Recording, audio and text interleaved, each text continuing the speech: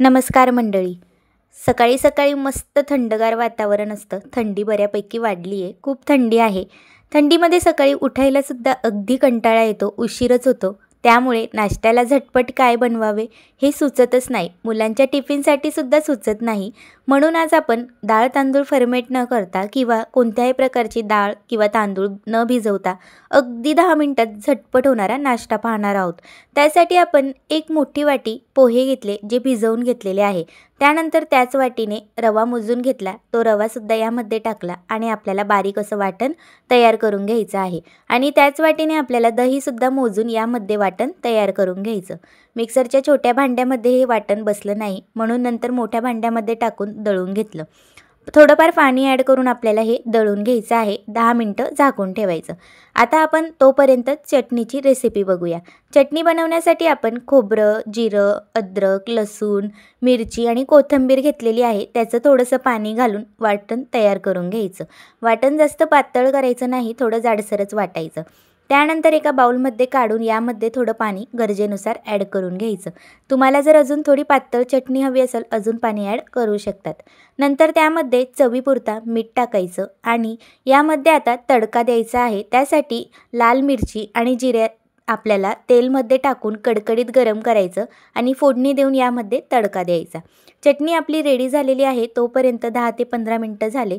पीठ छान आपलं फर्मेट झालेलं आहे. तुम्ही बघू शकता, मस्त फुलूनसुद्धा वरती आलेलं आहे. त्यानंतर आवश्यकतेनुसार जसं पातळ बॅटर हवं असेल त्याप्रमाणे पाणी घालून घ्यायचं आणि एकजीव करून घ्यायचं. छान असं फेटून घ्यायचं. एकाच डायरेक्शनने मस्त फेटून घ्यायचं. पीठ छान फुलून येते.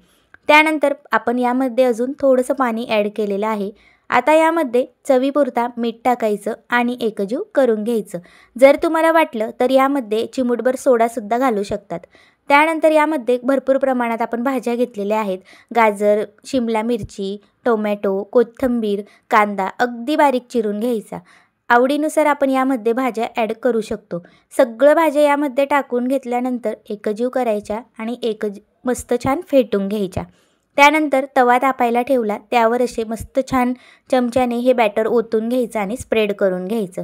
अगदी छान होतं. आजूबाजूने मस्त तेल सोडायचं. दोन्ही साईडने मंद आचेवर खरपूस असं भाजून घ्यायचं.